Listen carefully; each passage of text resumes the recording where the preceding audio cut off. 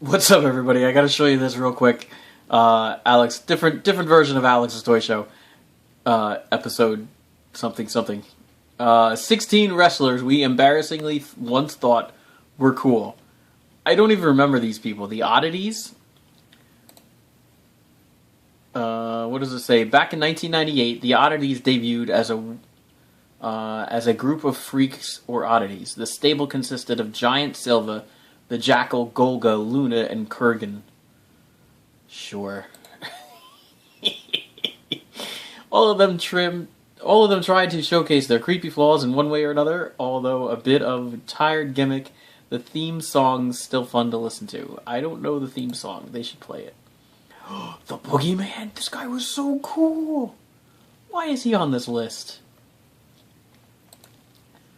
I guess we're going to find out. Back in the 1980s and early 90s, most wrestlers in the WWE, then the WWF, had an occupation that served as their gimmick. That makes it all the more surprising that the Boogie Man entered the company in 2004, trying to scare his opponents.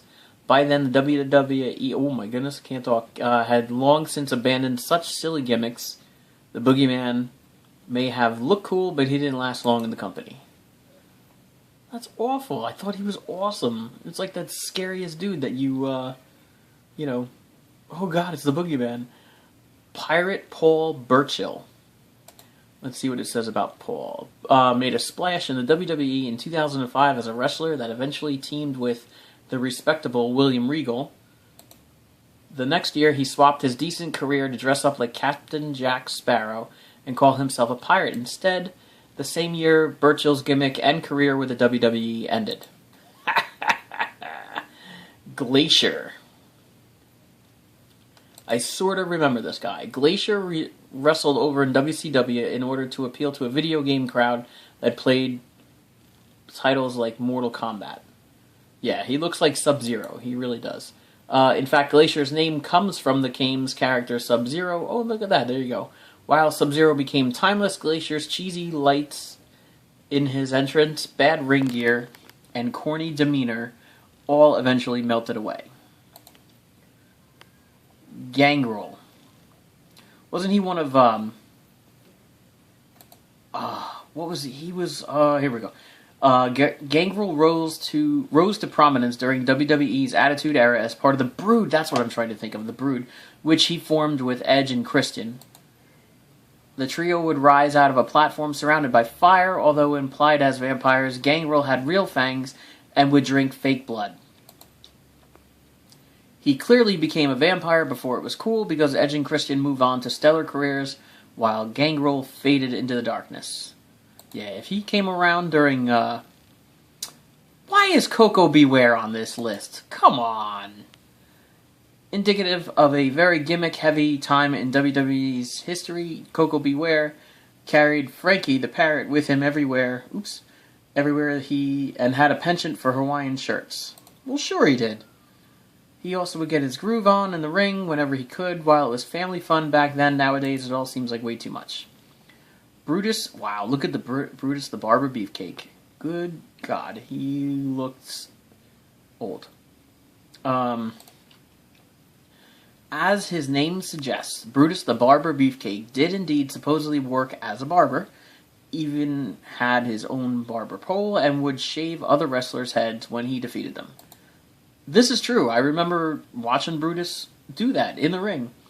That combined with his silly, very 80s outfits make him a relic of the time and not much else.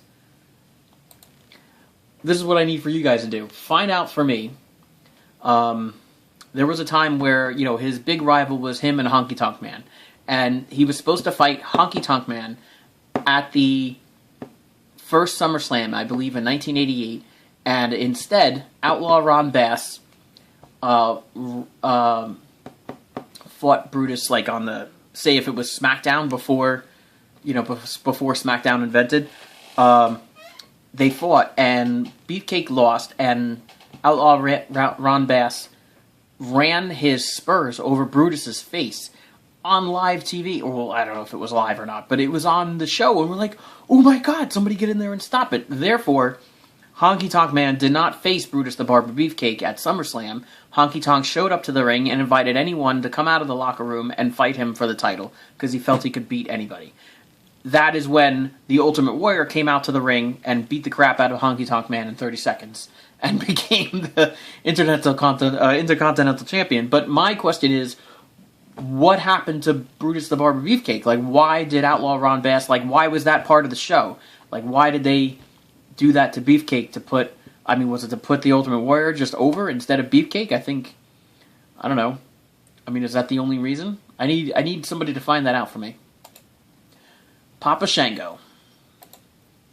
The wrestler known as Charles Wright got stuck with the Papa Shango gimmick, in which he was a shaman that could perform voodoo on other wrestlers. It's pretty much as silly as it sounds. Wright later went on to become the Godfather, a pimp character that did much better with the crowds. I remember that. Psycho Sid Vicious. Whoa.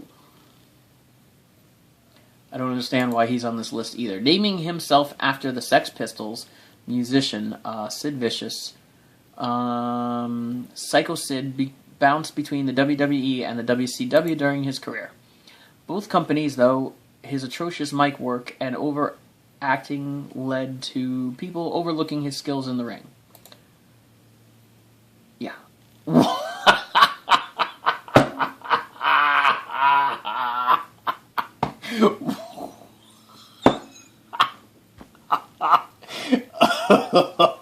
This is great. I can't wait to read this.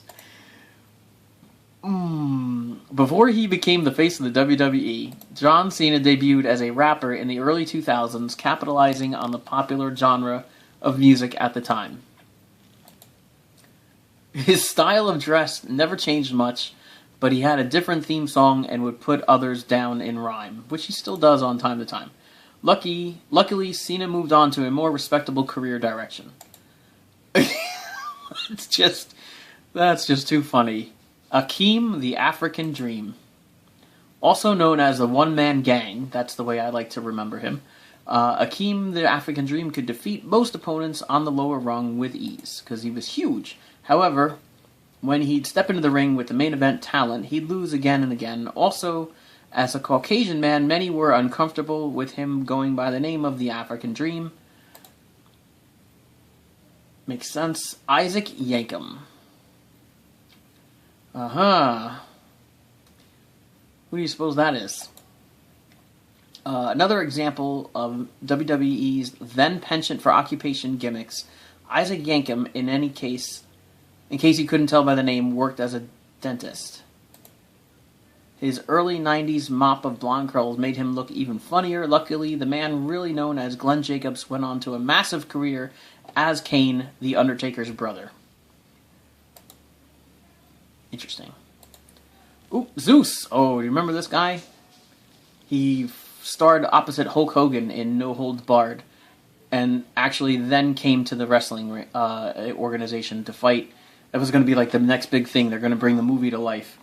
An actor and wrestler, Thomas Lister Jr., also known as Zeus, switched between WWE and WCW during the late 1980s and 90s. To showcase his power, he was supposed to no-sell finishers and smack his own chest. Zeus also would somehow call his opponents by the wrong name.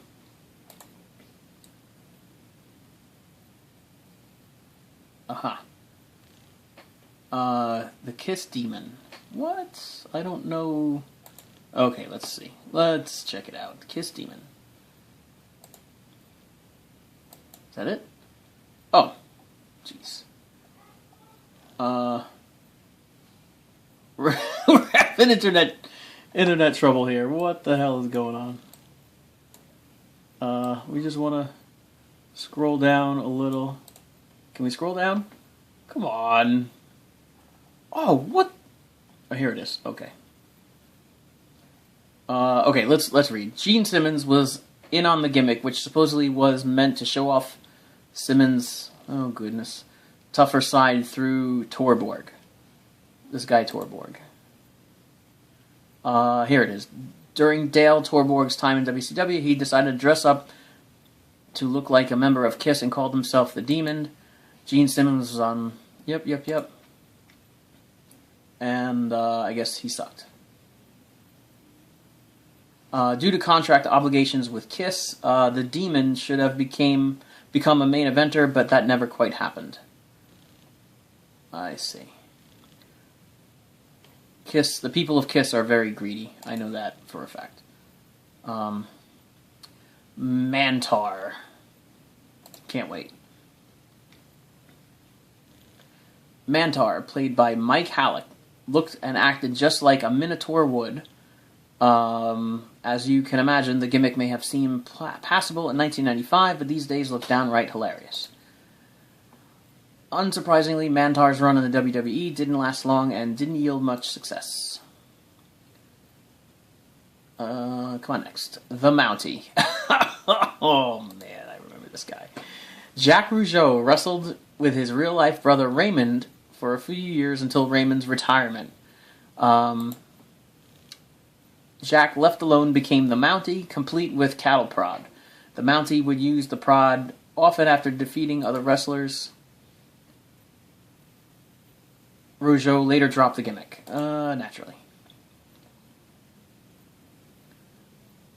A little slow. Her name. I guess that's the end of the thing. Oh, 10 things you didn't know about Liv Tyler. No one cares. Alright, folks. Laugh this one up. Like this video. Leave me a comment and subscribe for more.